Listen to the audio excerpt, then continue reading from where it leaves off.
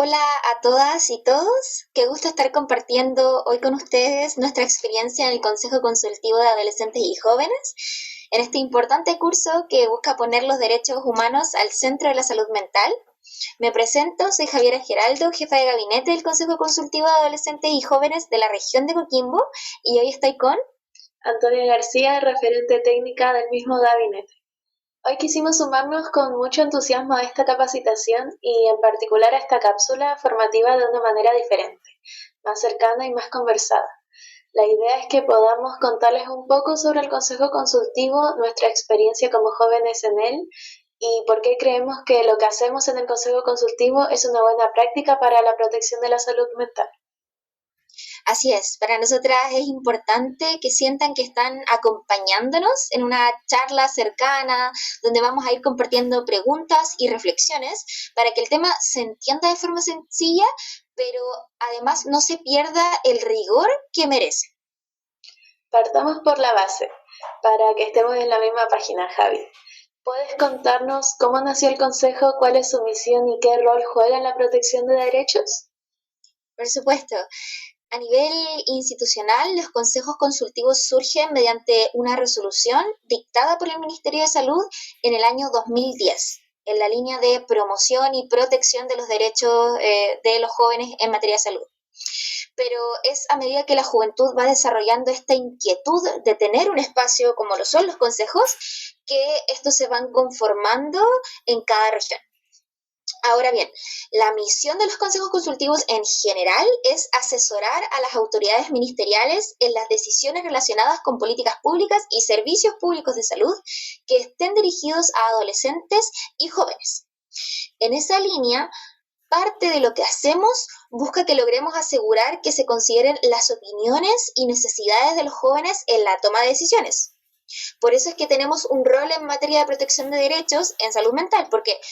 llevamos a la mesa, en donde se toman las decisiones con autoridades, las necesidades y las realidades que viven los adolescentes en estas áreas. Y yendo todavía un poquito más lejos, también tenemos la capacidad de fiscalizar que los diferentes servicios de la red asistencial cumplan con la normativa y en caso de que no lo hagan, reportarlo a las autoridades. Todo siempre con la finalidad de proteger y promover el bienestar en salud mental de los jóvenes. Con eso claro, creo que tiene sentido explorar cómo nos organizamos en la región. Por eso, Antonia, te cedo la palabra para que nos cuentes qué motivaciones nos llevaron a conformar el Consejo Consultivo en nuestra región, cómo nos organizamos al principio y cuáles han sido los principales hitos en este camino. Bueno, es una respuesta bastante extensa. A nosotros lo que nos motivó a formar el Consejo Consultivo de Adolescentes y Jóvenes en nuestra región fue la idea de tener un espacio donde los niños, niñas y adolescentes pudiéramos dar nuestra opinión y ser escuchados. Muchas veces no tenemos la oportunidad de participar en las decisiones que nos afectan y con el Consejo sentimos que podíamos cambiar eso y mostrar que también tenemos cosas importantes que decir. Al principio fue bastante simple pero organizado.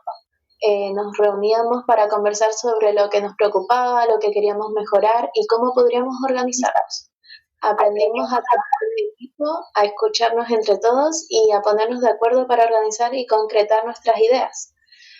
Con el tiempo fuimos logrando diversos hitos importantes. Uno de los más grandes fue la conformación oficial del Gabinete del Consejo, que nos dio más fuerza y reconocimiento. También pudimos participar en conversatorios con distintas autoridades a quienes hemos presentado propuestas en temas como salud, educación y derechos. Todo este camino nos ha enseñado que cuando nos organizamos de a poquito, los adolescentes sí podemos generar cambios. Hoy en el Consejo somos referentes y también hemos podido ir demostrando que nuestra voz tiene un valor y que merecemos ser escuchados también. Y con esta base lo natural sería preguntarnos qué hemos hecho en concreto, ya sea a nivel general como en materia de salud mental, que es el tema que nos convoca. Por lo tanto, Javi, ¿podrías contarnos un poco sobre qué proyectos o acciones concretas hemos desarrollado en general dentro del Consejo y especialmente en materia de la protección de derechos en salud mental? Bueno, En general, nosotros lo que hacemos es levantar las problemáticas o las necesidades que los jóvenes tienen para poder transmitirse a las autoridades, que es un poco lo que ya veníamos conversando. Y eso lo hacemos mediante la acción concreta de reunirnos periódicamente, puede ser una vez al mes, 2 veces al mes y así, con consejos locales, consejos comunales, consejos provinciales y consejos regionales. ¿Ya? Entonces, en el fondo nosotros lo que hacemos es tener esta reunión con los jóvenes que dura alrededor de 2 horas y ahí levantamos cuáles son esas problemáticas, esos desafíos, esas necesidades en materia de salud que tienen los jóvenes, con diferentes dinámicas y de la mano de los referentes de cada CESFAM, de cada comuna, ¿verdad?, que organizan también estos espacios de encuentro. Entonces, una vez que recogemos toda esa información, tenemos otras acciones concretas, como por ejemplo ir a reunirnos con distintas autoridades, sean estas alcaldes, concejales, seremis, puede ser la misma ministra de Salud, en general distintas autoridades con las cuales podamos canalizar o podamos contarles un poco todo lo que opinan, sienten y les duele a los jóvenes y por lo tanto en esas mismas mesas de conversación podamos levantar iniciativas. En concreto, y una iniciativa que me gustaría mencionar, es la alianza que estamos generando en estos momentos con espacios amigables de la comuna de La Serena y la Universidad Central, en donde ellos están desarrollando una investigación para conocer cuáles son los factores de riesgo que tienen los jóvenes en materia de salud mental, particularmente en el sector de La Antena y La Florida. Nuestra participación como consejo en concreto es, en primer lugar, probar no solo el instrumento en otro lado, sino que también poder difundir y masificar esta encuesta cuando el instrumento ya esté validado. O sea, en palabras simples, lo que nosotros estamos haciendo es colaborar a nivel de probar el instrumento en otra muestra, en el fondo en otro grupo de jóvenes, que eso lo organizamos nosotros como consejo mediante un CESFAM en particular, pero además vamos a tener un rol súper importante en la difusión y masificación de esta encuesta que nos va a permitir tener un diagnóstico de cómo está la salud mental de nuestros jóvenes a nivel regional. Y creo que ese va a ser un instrumento súper importante, no solo por la información que nos va a brindar, sino que también porque nos va a permitir tomar decisiones más informadas y más basadas en datos, que es súper importante porque cuando nos juntamos con los jóvenes, hablamos de lo que ellos sienten, de su perspectiva, pero cuando hacemos este tipo de iniciativas estamos midiendo con datos y como dicen por ahí, dato mata relato, por lo tanto vamos a tener información digna o más masificada que nos permita desarrollar soluciones con las autoridades que ataquen principalmente los factores de riesgo que tienen los jóvenes en esta materia de salud mental. Un punto interesante que no hemos tocado en esta línea es que muchas veces se critica a los consejos consultivos por estar demasiado ligados a las instituciones y que por lo tanto no se responde realmente a lo que las personas quieren, sino más bien a lo que las instituciones piden. ¿Qué tan cierto es esto, Javi? ¿Y qué hacemos nosotros para mantener independencia y foco en la defensa de los derechos? Sí, es un temón. Mira, la verdad es que no puedo hablar por todos los consejos consultivos porque nosotros participamos particularmente en el consejo de la región de Coquimbo, pero sí diría y me apoyaría mucho de la respuesta que tuviste recién, que al final no se trata de mucho de uno o mucho de lo otro, sino que en el fondo lo que buscamos nosotros como consejo es encontrar ese equilibrio en donde las demandas de los jóvenes y las necesidades que ellos tienen sean la prioridad, pero que también estas demandas estén respaldadas con datos, es decir, y particularmente desde el Departamento de Estadísticas, esto es muy importante,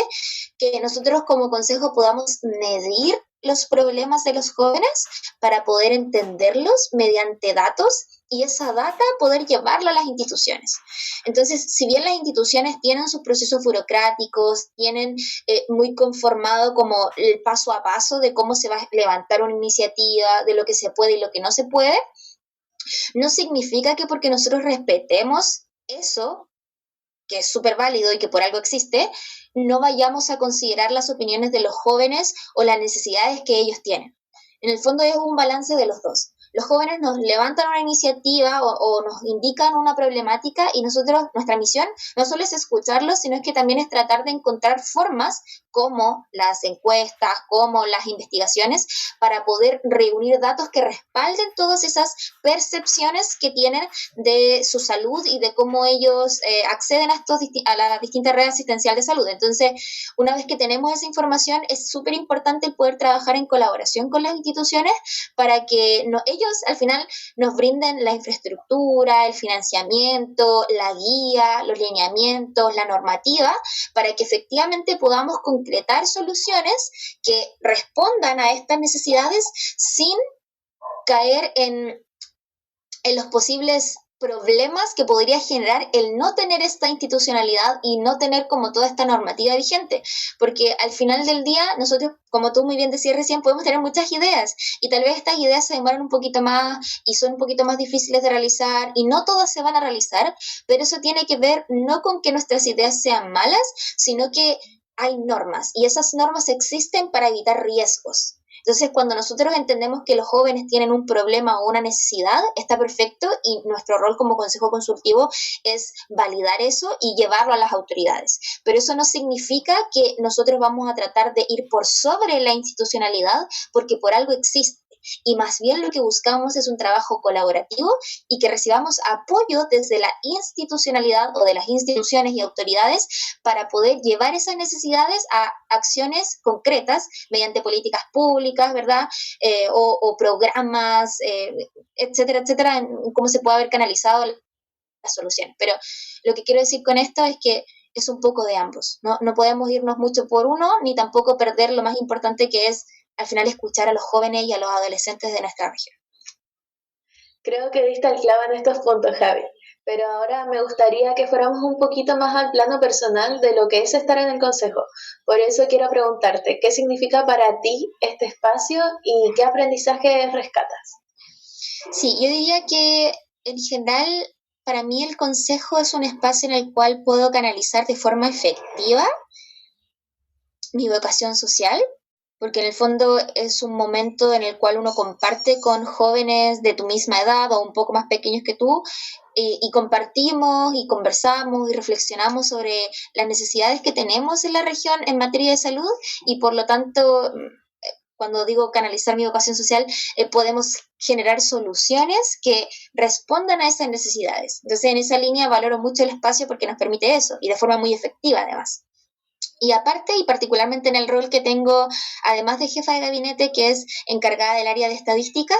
puedo, como ya comentaba antes, convertir las percepciones o lo que uno siente, ve y tiene como un poquito más en la guatita, como se dice,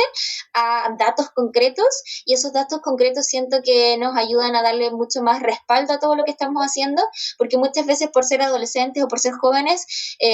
tiende a estar esta percepción en general como de que no tenemos claridad de lo que estamos hablando o hablamos por hablar. Entonces creo que igual los datos a veces nos dan ese respaldo necesario cuando vamos a conversar con autoridades o cuando buscamos transmitir lo que hacemos en el consejo. Y con respecto a los aprendizajes que rescato, yo diría que principalmente por un lado es el trabajo en equipo y el trabajo coordinado en equipo, porque al final dentro del gabinete tenemos distintas áreas y por algo existen esas áreas, por lo tanto es súper importante el poder respetar lo que cada departamento tiene que levantar y no, de alguna u otra forma, potenciarnos y no solaparnos un poco, ¿no? Creo que es algo que, porque cuando estaba en otras organizaciones o en otros espacios, no había como departamentos tan delimitados, tan marcados, tan predefinidos, entonces como que me costó un poco al principio entender esa cosa como de que ya, pero hay un departamento de educación, hay un departamento de estadísticas y cada uno tiene su rol, su misión y por lo tanto cuando trabajamos de forma coordinada podemos levantar iniciativas que sacan lo mejor de todos los mundos o de todos los departamentos que existen. pero ese fue un aprendizaje que tuve en el consejo, porque como es algo medio institucional, no medio, en verdad, es institucional, hay áreas, ¿verdad? Y esas áreas tienen sus roles y esos roles deben respetarse. Y eso creo que es un aprendizaje que me llevo mucho, porque al final es aplicable para todo. Todos los equipos de trabajo tienen sus distintos roles y sus funciones, y por lo tanto eso me va a servir después cuando me enfrente a una situación laboral o una situación en la universidad, en donde podamos distribuir bien los roles sin solaparnos, pero sí impulsando el trabajo que hace cada uno en su área en concreto. Y para ti, Antonia, ¿cuál crees que ha sido tu mayor aprendizaje o también desafío? Mira, comparto bastante tu respuesta porque para mí el mayor aprendizaje como joven referente técnica del gabinete ha sido entender que liderar no siempre significa tener todas las respuestas, sino aprender a escuchar y a construir junto a otros. De hecho, al principio pensaba que tenía que demostrar siempre seguridad, pero con el tiempo me di cuenta que ser referente también es reconocer cuando necesito apoyo y atreverme a aprender de las habilidades que tienen mis pares que de repente yo no he podido sacar a la luz. El desafío más grande que he tenido actualmente ha sido equilibrar la responsabilidad del rol con mi vida personal y mis estudios. Yo, de hecho, muchos de los niños que participamos en el consejo somos estudiantes también, entonces tenemos que estar ahí a la par entre equilibrar nuestro trabajo dentro del gabinete, dentro del consejo consultivo, tanto como nuestras tareas y nuestras responsabilidades académicas. No siempre es fácil estar en todo, pero eso igual me ha enseñado a organizarme mejor y a valorar cada espacio que ocupo. A veces he sentido muchas dudas o miedos, pero esos momentos me han permitido crecer y darme cuenta de lo importante que es poder participar y poder dar mi opinión. Y si tuviera que quedarme con algo, es que este camino me ha demostrado que cuando los jóvenes nos unimos y participamos, sí podemos generar cambios. Y además creo que es justo reconocer el esfuerzo de quienes han estado empujando siempre el Consejo para que siga fuerte. En especial quiero destacar igual al presidente del Consejo de nuestra región, que ha hecho muchísimo para que este espacio se mantenga y crezca. Y al compromiso de todos los participantes igual, porque el trabajo que hemos hecho en equipo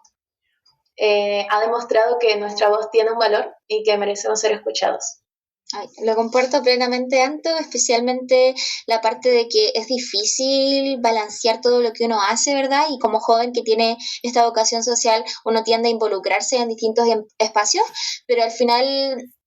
del camino uno entiende que en realidad es súper importante que como sociedad civil nos organicemos y podamos entender cómo, no solo cómo funciona nuestra sociedad, sino también nuestro rol dentro de ella y cómo podemos contribuir. Y en esa línea, y para ir cerrando, me gustaría tocar un punto que tiene todo que ver con lo que estábamos conversando, y es que, ¿por qué crees y creemos como consejo que es fundamental que la sociedad civil organizada participe y monitoree el respeto a los derechos humanos y particularmente el respeto a los derechos humanos en salud mental? Sí, esa pregunta es bastante profunda, porque finalmente que la sociedad civil sea organizada y participe y monitoree el respeto a los derechos humanos en salud mental es muy importante porque igual nos asegura que este tema no quede solo en manos de las instituciones. Muchas veces cuando no hay participación de la comunidad, los problemas se invisibilizan y la salud mental en niños, niñas y adolescentes sigue siendo vista como algo secundario, cuando en realidad es un derecho básico. De esta forma podemos levantar alertas cuando algo no funciona, acompañar a quienes no tienen voz y exigir que se cumplan los compromisos en políticas públicas. Además demostramos que la salud mental no es un tema individual, sino algo más colectivo, que requiere apoyo, cuidado y respeto, por supuesto. Para mí lo más importante es que la participación en la sociedad civil ayuda a que no se olviden los principios de dignidad y acceso igualitario. No se trata solo de denunciar lo que está mal, sino también proponer mejoras, demostrar que todos y todas tenemos derecho a recibir un trato humano y justo también en salud mental. En el fondo, ya más precisamente, cuando la sociedad civil está presente hay más transparencia. más compromiso y más posibilidades de que la salud mental sea realmente un derecho garantizado y no quede solamente en una promesa. Pero qué mejor que un ejemplo para explicarlo. Para cerrar, Javiera, ¿podrías compartirnos un ejemplo concreto de buena práctica que refleje esto? Quizás alguna experiencia con Coreprem u otra iniciativa del Consejo. Sí, yo diría que la Coreprem es probablemente la mejor referencia de lo que estamos hablando, que en el fondo es cuando la sociedad civil se organiza para poder monitorear, para poder fiscalizar, observar que efectivamente nuestros derechos humanos en general y particularmente en materia de salud mental se respeten y se cumplan. ¿Por qué? Porque la Coreprem es este espacio en donde nos juntamos distintas partes de la sociedad civil, pero también de las instituciones para conversar. O sea, en el fondo es un poco lo que hacemos los consejos, pero específicamente en materia de enfermedades mentales. Entonces, por eso creo que es una instancia que refleja muy bien lo que venimos conversando, porque es un espacio en donde nos juntamos de forma periódica para conversar de distintos casos que vemos en la sociedad civil, las distintas organizaciones que conforman la Coreprem, y conversamos de eso y además, y creo que este es el punto más importante, recibimos asesoramiento, una guía de cuáles son los pasos que podemos tomar, de cuáles son las instituciones que podemos solicitarles apoyo, los caminos que existen, cómo se han resuelto casos similares, porque es un tema complejo y muchas veces, y a propósito de este curso, no siempre estamos bien capacitados para estas situaciones, no siempre estamos al tanto de toda la normativa, de todas las instituciones que nos pueden apoyar, y por eso creo que es súper importante el trabajo colaborativo y tener estas instancias como la Coreprem de conversación para ayudarnos entre nosotros en el fondo, en cómo podemos ir resolviendo estas situaciones, estos desafíos y podamos también poner sobre la mesa estos temas y no invisibilizarlos, como tú también mencionabas recién, porque al final, como son problemas complejos, a veces tienden a dejarse bajo la alfombra, po, y eso no es lo ideal, ¿verdad? Al contrario, nosotros tenemos que buscar visibilizar estas situaciones, estos desafíos que pasan en materia de salud mental o de enfermedades mentales para poder apoyar a estas personas,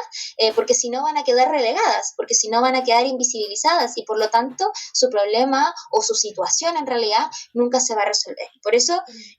creo que en general la invitación a la mayoría de organizaciones de la sociedad civil o en general a las personas es que se organicen, que se junten en distintos grupos, ya sea organizaciones sin fines de lucro, consejos consultivos o cualquiera sea la forma que encuentren de unión o de organización para poder luchar o promover y difundir los derechos humanos en materia de salud mental. Es súper importante que como sociedad civil podamos entender en primera instancia cuáles son los derechos que tenemos en materia de salud mental, pero no nos quedemos ahí, sino que además nos organicemos para monitorear, para fiscalizar, para revisar que efectivamente estos derechos se estén cumpliendo y las personas que tienen enfermedades mentales, que sufren de enfermedades mentales, puedan tener el apoyo que necesitan. Así que creo que esa es un poquito la invitación ya para ir cerrando. Además, agradecerles, por supuesto, a todas y todos quienes nos escuchan, quienes participaron y vieron esta sesión hasta el final. Agradecemos su tiempo y agradecemos en general todo el trabajo que están haciendo desde sus distintas áreas para seguir promoviendo la salud mental y seguir apoyando a las personas que enfrentan estas situaciones que muchas veces, como ya decíamos, son invisibilizadas, pero que al contrario, tenemos que visibilizarlas y tenemos que apoyarlas con mayor ahínco porque son situaciones difíciles que no necesariamente porque no se vean físicamente, porque no sean un dolor físico, no significa que no existan. Así que esa es un poquito la invitación. No sé si, Anto, tú te gustaría decir algo más. Igualmente, agradecer por su atención. Esperamos que nuestra experiencia motive a otras personas a organizarse y animarse a participar en los consejos consultivos para así proteger como sociedad civil los derechos humanos en salud mental.